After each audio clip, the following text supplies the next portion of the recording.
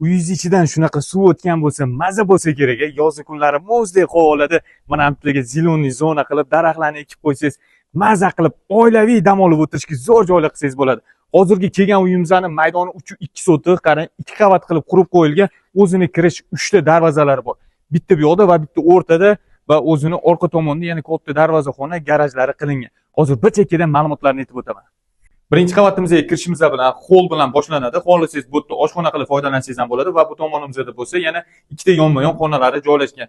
Bu yoqda bo'lsa birinchi qavat uchun umumiy yuvinish xonalari qilingan. Xonadonimizga 100% imzo romlari o'rnatib qo'yilgan.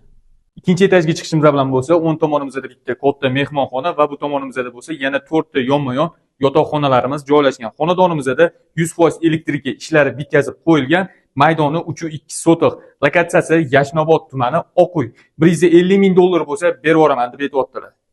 To'liq lokatsiya Telegram kanalimizda tez bosib boring. Bunaqa lokatsiyadan kamdan kam bu narxda chiqadi uylar.